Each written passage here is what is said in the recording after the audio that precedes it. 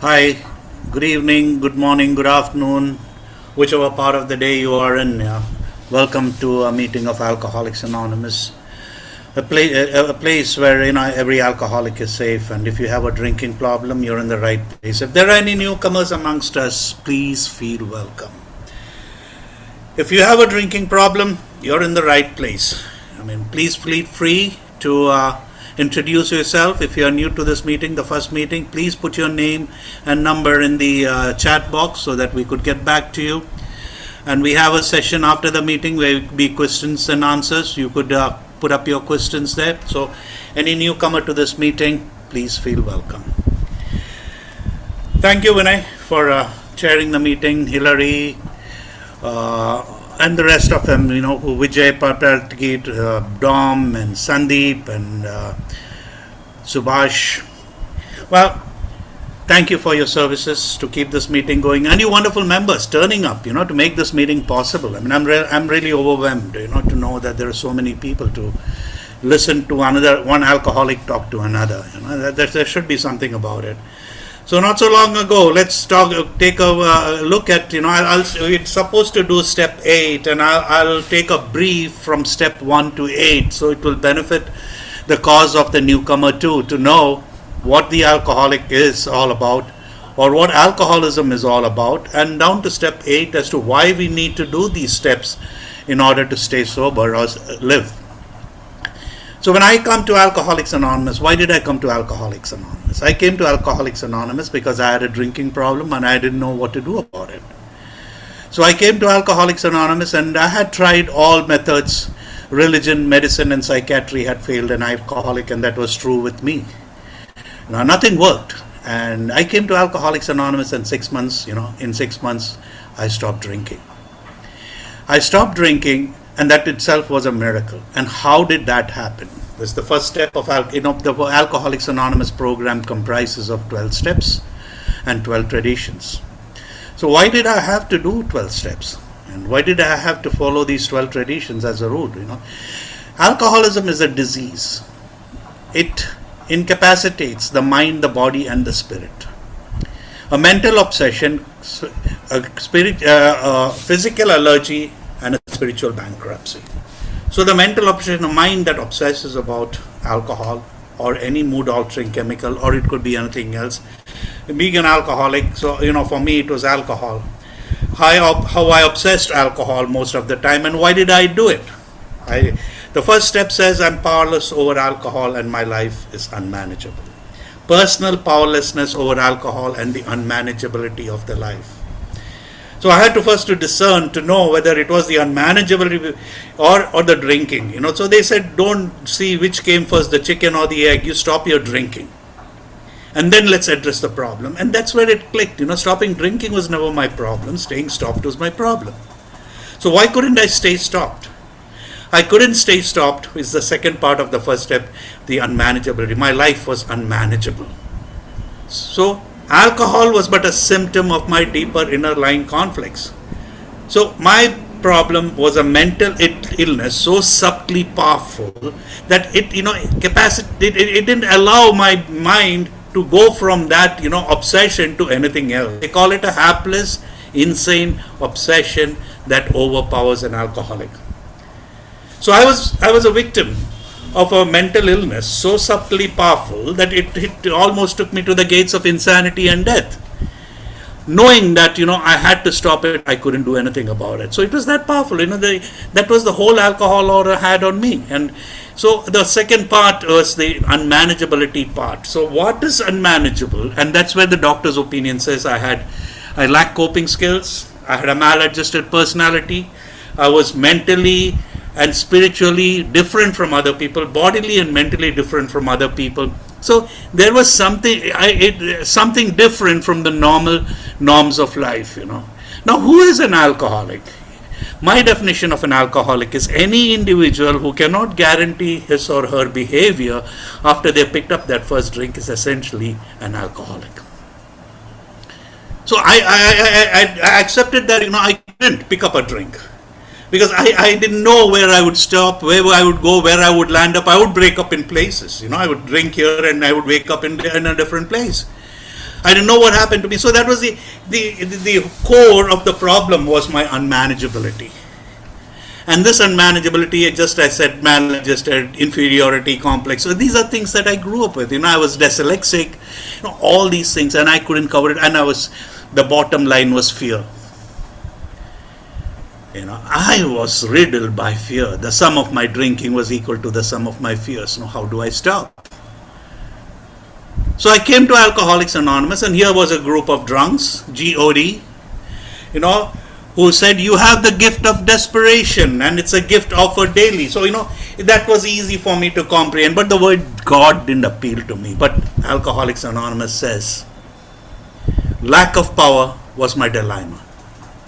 So I had to find a power that would sustain me, that would give me the boost to live life on life's terms, or to accept life on life's terms. So came the second step, came to believe that a power greater than myself could restore me to sanity. So I was insane. Came to believe, I came to believe. I came to Alcoholics Anonymous. I came to, when I started hearing stories of other alcoholics and I stayed sober, and I came to believe that I too could stay sober. So there was a divine intervention that brought about a profound personality change in this character of Philip. Philip had to change if he had to live. And through this divine intervention, I got this profound personality change that, I was willing to accept reality on the real terms. Because to choose between an alcoholic death or spiritual way of life were not easy alternatives for me to face. I had to choose whether I wanted to live or die. That was the last stage. That was the last boat. If I missed that, finish. That's about it. I wouldn't be here talking to you.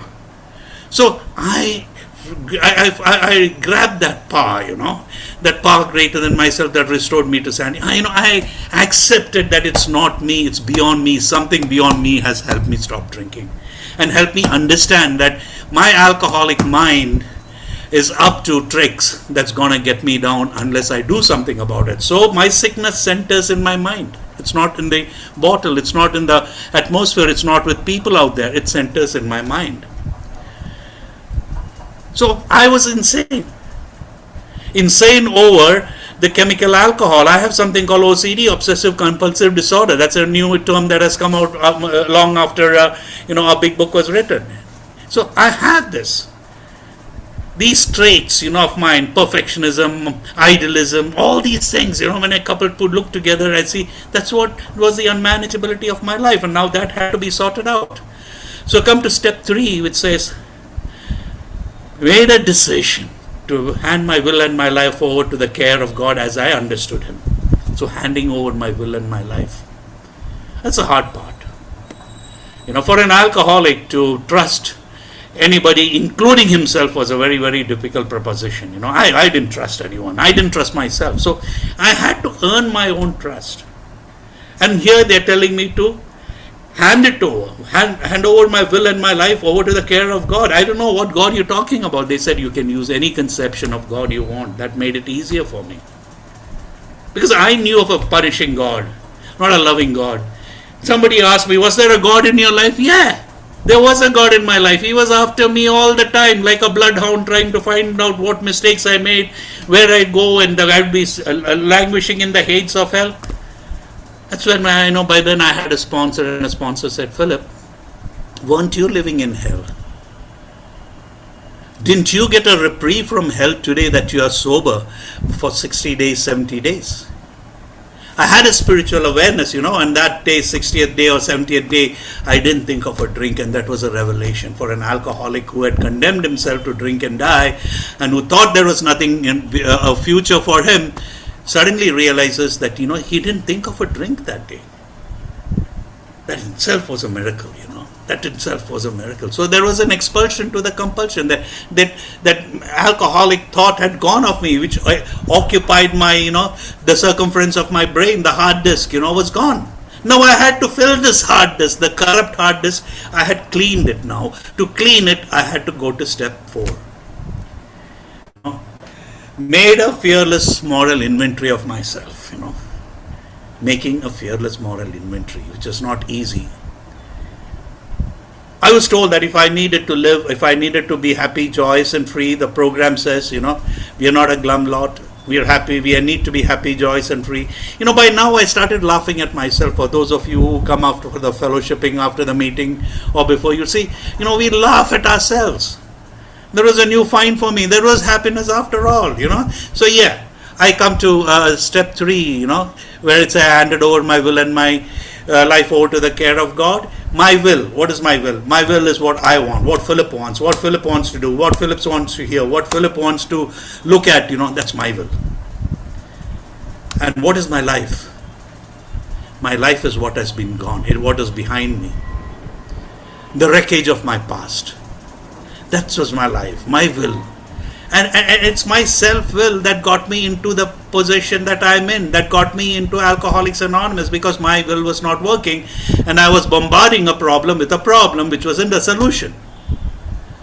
So I handed over this will. I had a God factor, or I had the group, the AA group, as my GOD, or as my higher power. So with the help of them, I went on to make step 4, which is say that I'm going to look at myself for the first time. Made a fearless moral inventory. It says fearless, so I was fearful. I had to work on my fears. A moral inventory. What is moral? What is immoral? I didn't have a clue. I was a victim of my thinking. I didn't know what a character defect was. I didn't know what morality was. I didn't know what moral was from immoral. All I knew was the way I lived was the only life I knew about. And I lived by that. I lived by my instincts. And it says my instincts were on rampage. Oh my God. I mean, how difficult could it get for me to, get from point A to point B? So I had to hand over. I had to find that power, that would sustain me. So when I look at myself in step media fearless moral inventory, I see myself. I see Philip as he is, the person Philip was running away from. The first time in my life I felt, that I am worth staying sober for, because I could see happiness. I could see the fallacies that I had were not real. The superstitions that I carried were just boogeymen. I could see there was life after all. In spite of the person I see, the character that you're talking about, what is my character is based on my instincts that went haywire. The basic instinct in any human being, instinct of survival, instinct of sex, security, and society. Now, if I abuse any of these instincts for my advantage, then it becomes a character defect. Supposing I use sex in the wrong way, that becomes a character defect. If I use sweating and making money, that becomes a character defect. So these are, to add to it, you had to tell lies, you had to con, you had to cheat, so many things with it. So in my 4th step, I see all this. People I have done harm to, people I borrowed money from, people I have, played dirty with, all this come in there. You see, I am hurting. And this hurt is what makes me drink. I'm full of guilt, shame, remorse all the time. I can't get a reprieve. I don't go to sleep peacefully. A lot of people staying in my head, rent free. And each of them demanding, they're tearing me apart. How do I get rid of them? And that's where the 4th step comes in, where I look at myself. Who are these people? What are these instances? What are these incidents that make you do these things you do? And the 4th step, I see them. See, my fear factor, I see it there. My resentment factor, I see it there. My anger factor, I see it there in 4th step. Why I was angry. Supposing I had a problem with, let's say, Narayan. So I write, Narayan, I'm angry with him. So then it says, why does it harm you? Narayan's anger, why is it angry? Because it affected my self-esteem, self-worth, self-respect, or whatever it is. Why? because, he is doing much better than me. I'm jealous of his fact, and he ran me down when I asked him for something. So that is there in my mind, it's not gone. And then the fourth column, there's a column that says, what part did I play in all this? That was a tricky part, because I thought I was innocent. I didn't do anything wrong. I just drank. I made money. I blew it up. I just drank. I didn't see the wreckage that I had left behind me. The people I had harmed. The wreckage of my past, was catching up with me, and that is what didn't give me the peace of mind that I wanted. So here I see that. Now I have to sit down, the fifth step, admit it to God, to ourselves, and to another human being, the exact nature of my wrong. So I had to sit down. Why did I have to do this? The cleansing had started. I had to cleanse myself. The big book says once I do step 4 and 5, and goes on, I was born again. So I had to die to my past and be born again to a new way of life and a new way of thinking, and the journey into a new way of life starts now. In fifth step, I sit down with another human being, admitted to God. Here God factor comes in, to God, myself, and to another human being, the exact nature of my wrongs. For the first time in my life, I'm being honest. It took me a long time. Most people get stuck up on step 4 and 5. But believe me, once you get into the act of looking at yourself, and you believe that you are worth staying sober for, that you are not a mistake, you are a creation of the Creator who created you, you are a masterpiece, and there are no blemishes in you, you will start loving yourself for who you are, what you are. That's the miracle of this program. This program is a God, or you could say a higher power driven program. From the power that alcohol gave me to the power now that is driving me is the power of Alcoholics Anonymous, or the gods, or the higher power that governs this Alcoholics Anonymous. So I sit down with another human being, admitted to God, because see, I'm very good at bullshitting myself. So if I sit down with myself and say, I'll do the fourth step and fifth step myself, it's so easy, God and me, hey God, I did this, I did that, I am a con artist. I'm a born con artist. Self-deception is my, it's an inborn trait of mine, con artist, self-deception. So I had to sit down with somebody else so that I knew that I was talking the truth. I didn't have to lie to myself about it anymore, or I would say, I'll do this next time. No. Admitted to God, to ourselves, and to another human being, the exact nature of my wrong. Now this person who's sitting down with me on the fifth step is not there to judge me.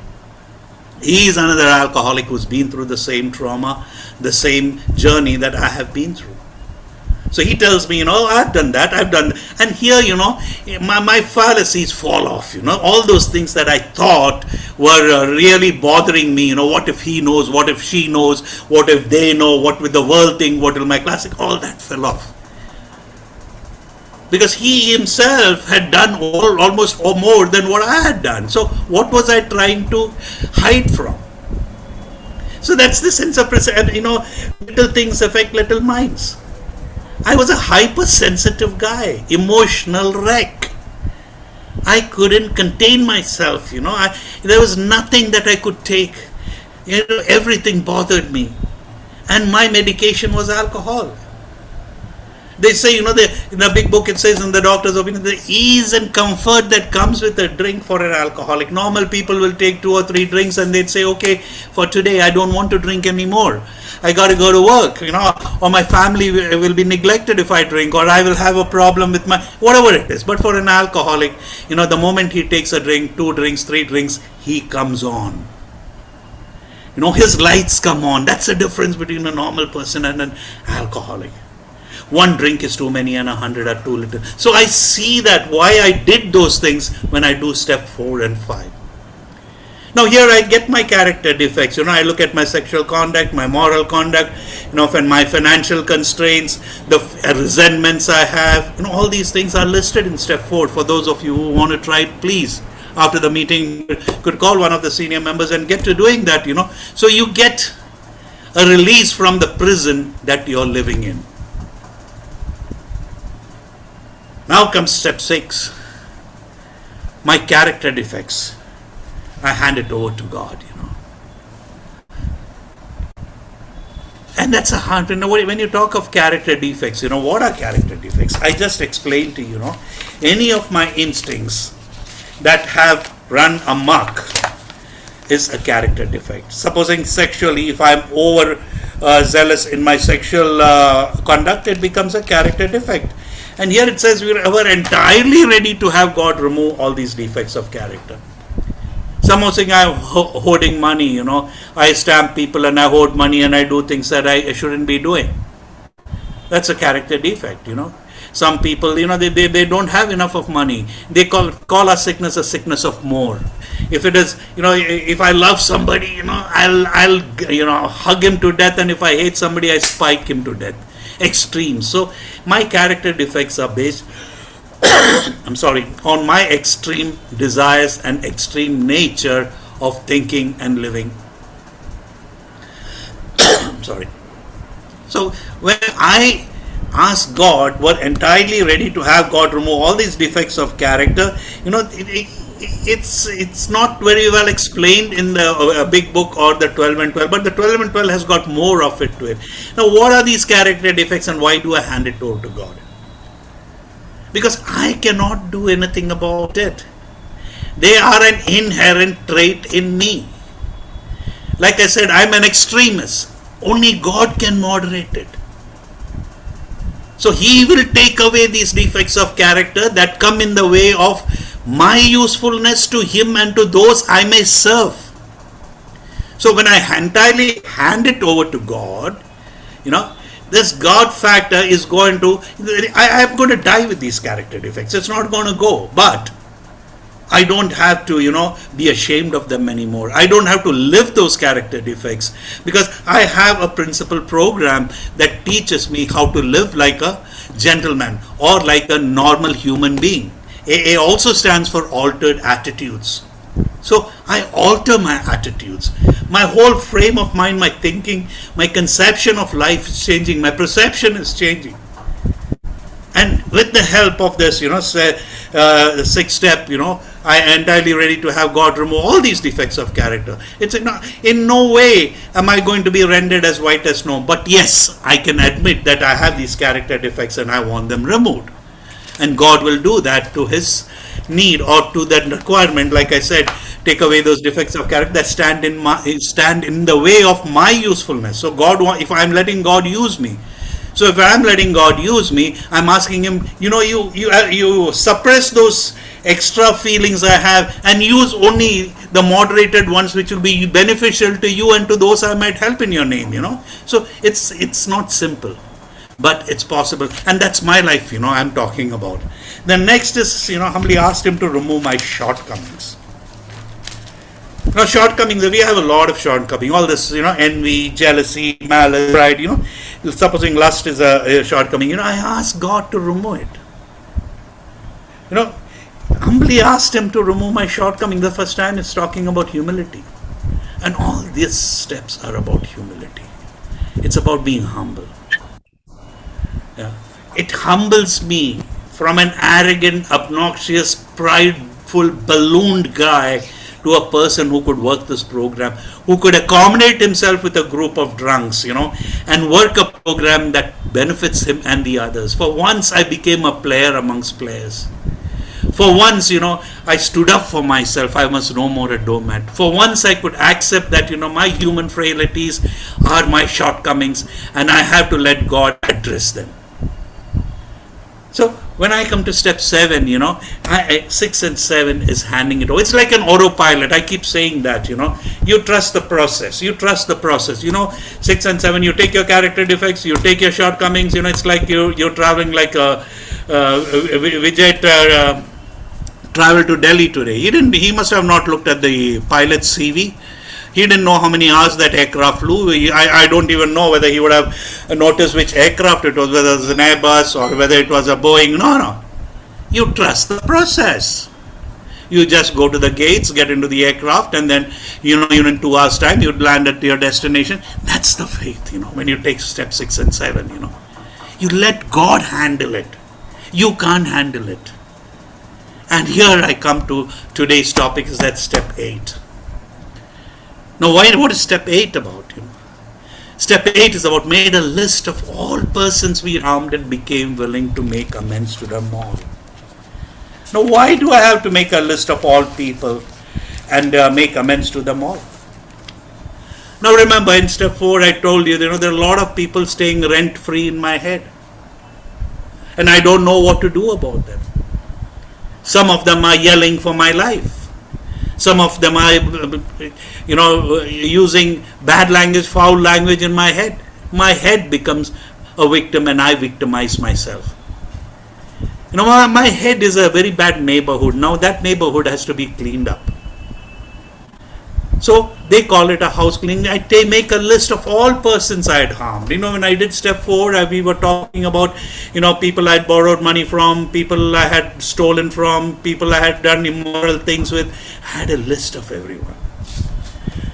So these were the people, these were the things that was harming me inside my head. This was, festering and fuming, and it had become a cesspool. It became a stinker. So I had to get out of that atmosphere, and for that I needed to make a list of everyone, whatever I did. So I look at my sex conduct and see if I need to make amends there. I look at my financial content and see if I have to make any amends there. My family was the most harmed. My workplace, my anger, who was it directed to? My resentment. Resentment is the number one enemy. What is a resentment? Resentment is nothing but re-feeling a hurt feeling, a hurt emotion. I re-feel a hurt emotion. Someone has, said something to me. I play it in my head again and again and again, and I make it a big balloon, and that's called a resentment, It blows up in the air, and I see that wonderful resentment balloon loom, which gives me another reason to drink. So why was I resentful against that person? So here we see the part I had played in that resentment. Why was I feeling the way I felt? I see it. I see it in black and white. No more hype, of saying tomorrow I'll do it, tomorrow I'll get to do it. No, I've got it on paper, I've got it on record that these are the things that I have done. And I feel proud of myself, They say when you finish the step, you walk a free man. Because the next step is, I made direct amends to such people wherever possible, except when to do so would injure them or others. These two steps are connected. So I see in step 8 the people I have to make amends to. I sit down with my sponsor and see the, financial amends I need to make to people. Physical amends I have to make to people. Harms that I've done to other people. I see it. I list it out. I write down the names. And then supposing I have to make amends, financial amends to somebody. What do? I make a plan of how I'm going to pay back. Supposing I had padded some account, from my office. I can't walk up to my office and say, I robbed you. You lose your job. So what do? You pay an extra, you spend extra 1 hour, 2 hours, a week, so that you could compensate for that. So when I sat down with my sponsor, I got an idea of how I have to do step 8, because I needed to be free from the bondage of self. This was what was weighing me down. The 3 phases of recovery. First is freedom from the bondage of alcohol. Freedom from the bondage of fear. That's the second step. When you come to 7, 8, and 9, it's freedom from the bondage of fear. And third, freedom from the bondage of self. So I was self-obsessed. Now I'm getting out of myself. I'm understanding. And I know people, places and things that affected me, which is not going to hurt or harm me anymore, because I'm willing to deal with it. Now believe me, friends, all this is because there was something beyond me that was taking care of me. As we progress in this program and you come to steps 10 and 11, you will see that you have established a conscious contact with a higher power. The promises that we read, by the time I reach step 8, it's there, You'd be amazed before you're halfway through. You're going to know a new freedom and a new happiness. You will not regret the past nor wish to shut the door on it. You will comprehend the word serenity and you will know peace. I never knew peace. No matter how far down the scale you've gone, you will see how our experience can benefit someone else. That feeling of uselessness and self-pity will disappear. Remember how useless and we were on the victim mode? We lose interest in selfish things and gain interest in our fellows. Self-seeking will slip away. Our whole attitude and outlook upon life will change. By now, yes, I'm a free man. I mean, whatever happens, I know there is something beyond me that is looking after me. Self-will is no more, because self-will and Philip's will come together, and that is where sobriety happens. So in all other affairs of my life, self-will and God's will comes in. Today, I believe I am a masterpiece of my Creator. I'm not a piece of junk. I'm not a piece of shit. My Creator has created me for a purpose. Yes, I had a bad phase in life. It's like one of my girlfriend's parents told me, I avoided them for about 10, 12 years after I finished drinking, and every time when I was overseas, every time I went back home, I would pass that home, and I would, pray that no one came out from that house and saw me, I was so scared. I was full of guilt, shame and remorse. I carried that guilt and shame for about 12 years. Until after once I did my step 8, I could pick up the courage, walked into that house one day. I apologized for what I did. I said, I'm sorry, that, I befriended your daughter, and, I had run away from here, and I was sick, I had a problem with alcohol. I just gotten over it. Those people just looked at me and said, Philip, you had a problem. You got over it. Get on with life. Oh my God, it's so simple. But an alcoholic like me, I carried it in my head for 12, 14 years. The sleeplessness I'm talking about, when that amend was done, I was free. I was free of that liability, that was in my head. Similarly, all the other liabilities that I have in life could be addressed one and one. It could be taken care of, if you work on yourself. So every knot I untie, I get freedom from that. And step 8 is all those knots are there, and it's asking me to make those knots, untie those knots. And it's preparing me for step 9, where I can untie those knots and walk a free man. Freedom. Freedom was something. I was a slave to alcohol. I'm a few years into the program, and not all of them were rosy. I tried my own experience. I got beaten badly even in sobriety, because Philip's will came into focus. Money, property, prestige. I ran after that, and I lost my spiritual context to life. This is a spiritual program. Spiritual, what is the meaning of spiritual? To me, it is spirit and ritual. Split the word. That means a discipline for my life. My spirit lacked discipline. My spirit was flagging. My spirit was dying because I neglected it. And what does the spirit need? It does not. Spirituality has got nothing to do with religion. Spirituality is a discipline, and this program is a discipline for life. That's where it talks about happy, joyous, and free, being freedom, free from all your unwanted thoughts, from all the prisons that you locked yourself in. You release all those prisoners, and you know what? I'll tell you a secret. These are men's or things that you're doing is not for the other person. It's about you. It's about self-forgiveness. If God has forgiven you and put you onto the path of sobriety, who are you not to forgive yourself? That's a question I ask myself. Stop being hard on yourself. God has forgiven you.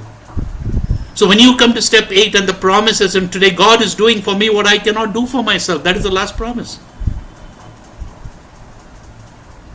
Believe me, my friends, this program is worth a look at. For those of you who are still on the border, or sitting on the fence, or think that, I have done it once, and no, this is a program for life. Like I shared earlier, to choose between an alcoholic death or a spiritual way of life are not always easy alternatives. So it's a choice I make daily. All I have is a daily reprieve contingent to my spiritual condition. Am I spiritually sound? Or am I sitting on the fence, expecting things to happen to me? I need to work for my sobriety. I need to reach out. We just read the promise, the saying, whenever anyone anywhere reaches out for help, I want the hand of AA to be there. And for that, I'm responsible. Are you willing to take on responsibility so that you could reach out to another alcoholic? That in turn assures you your sobriety. So that's where I'll wind up with step 8. I thank one and all of you for turning up, but it's worth a try. What have you to lose? They say when I came to Alcoholics Anonymous, that's what they said, Philip, try it for a year. If it is not working, we will refund you your miseries with interest. So either you want to have that miserable life you have, or you want a format for living where you could be happy, joyous and free. Today people envy me, believe me, they envy me. I am almost 70. I'm a biker, I go biking. I will go out with all these guys, who are here on this program. I go have fun.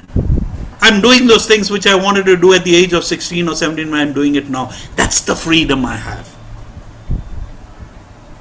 So if you don't believe me, you could come and spend a few days with me. Those of you who want to, they will make it reinstate and say what is true from the false, because we are good bullshitters. So thank you very much. Good luck. God bless. And I hope, you've gotten to know something about the program of Alcoholics Anonymous. That's as much as I know. Thank you very much. God bless.